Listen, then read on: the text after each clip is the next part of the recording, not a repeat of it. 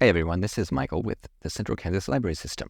Today I'm going to be showing you how to use the cash registers and the point of sale options within Pathfinder or Koha. Most of you are already familiar with how to add charges to a patron's account and then how to collect payment. But the point of sale module can be used for anything that isn't specifically tied to a patron's account. Maybe you allow patrons to print items from your copier and you charge them for that. Maybe you've got meeting room fees. Maybe you've got small items you sell like earbuds or earphones, and those are all things that you don't necessarily want tied to a patron account, but you just want to keep track of the fact that you are selling them.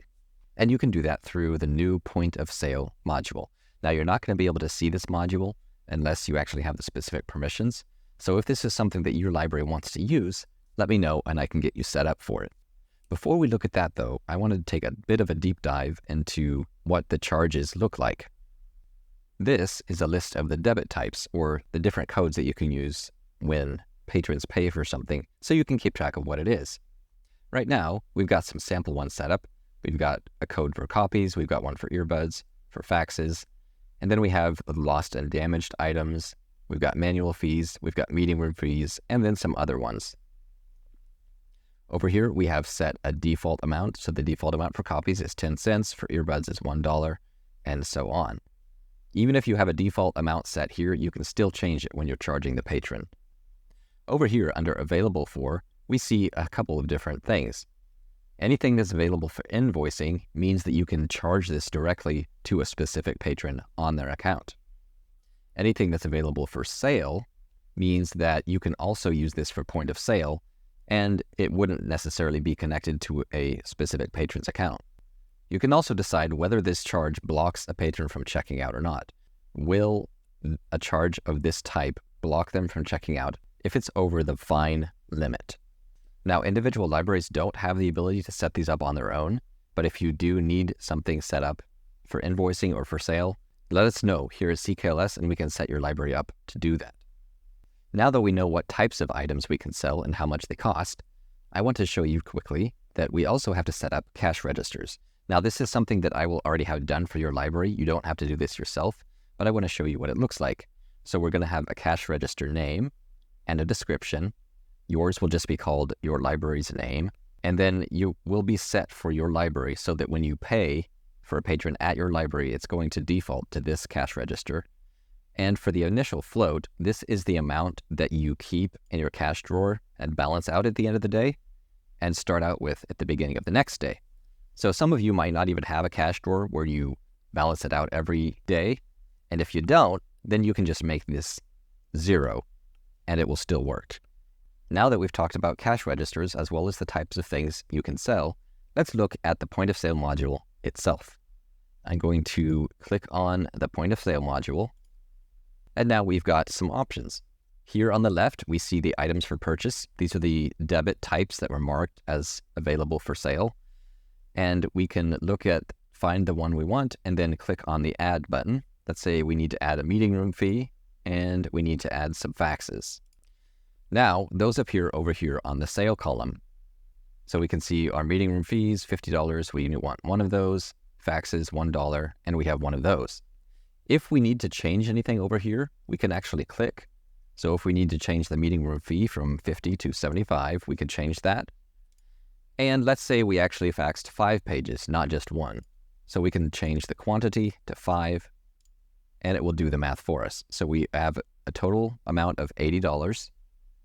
And if we scroll down below that, we need to collect the payment. So we've got $80, and you enter, how are they paying for this? Maybe they gave you a $100 bill. So I'm going to put 100 here.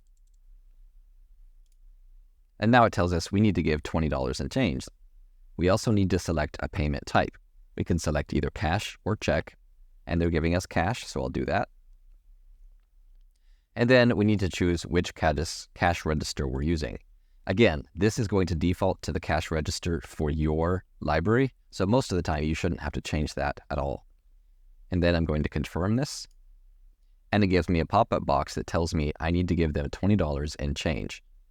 And if I confirm it again, then we get a blue box that shows up and tells us the payment's received, and we have the option to print a receipt or email a receipt.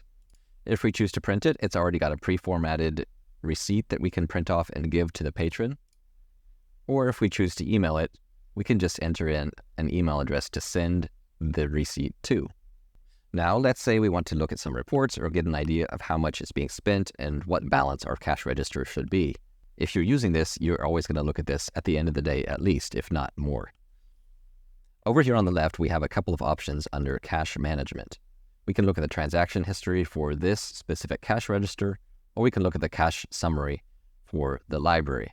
Most of you are only going to have a single cash register, so you don't really need to bother with this one. Let's just look at the history for this specific cash register, and we get some more information. At the top, it tells us the last cash up, which means the last time we balanced out the cash box. It tells us the float, which is the amount that we enter into the cash box at the beginning of the day. This line tells us our total income since we last did a cash up. First, we have the total over here, 156, and then everything that's paid in cash is in the parentheses. And so if we look down here, we can see that we did have $56. That was a check, and we had $100 of cash. We also see the total outgoing amount if we made any payments out. And again, everything that's cash payments out is going to be in parentheses.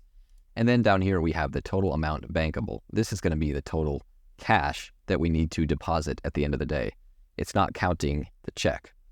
If we're at the end of the day, we can look at our transactions and see all the details of everything that we did. We can reprint a receipt if we need to. And if we need to issue a refund, we can do that over here. Assuming everything is correct and we're closing up for the day, we go up to the top and we click on Record Cash Up, and it asks us to confirm that we removed $100 cash from the cash register and we left the floating amount of $100. If we did that, we can click on Confirm.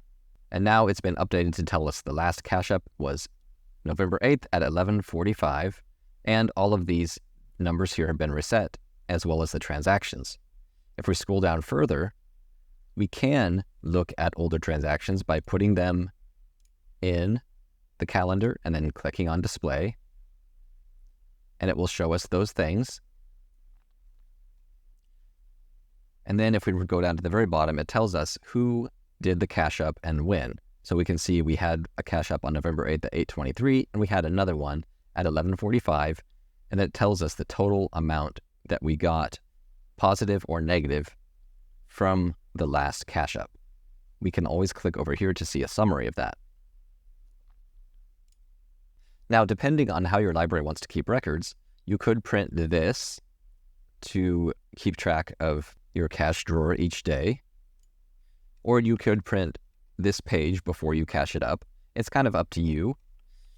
If your library doesn't have a floating amount, for example, you don't actually keep money at the front desk to give out to patrons and you just take money in, your floating is going to be 0. And so this is just going to keep track of how much money you had incoming, and you don't have to worry about balancing out that amount at the end of the day. All right, that is just a quick overview of how point of sale and cash registers work. Again, if your library doesn't sell things like copies or earbuds or meeting rooms that you need to keep track of apart from patron accounts, there's no need trying to learn this because it's not going to be helpful to you. But if you do keep track of those things, this is a great way to automate it and to make sure it stays recorded. Let us know here at CKLS if you have any questions, and I will see you all in the next video. Have a great day.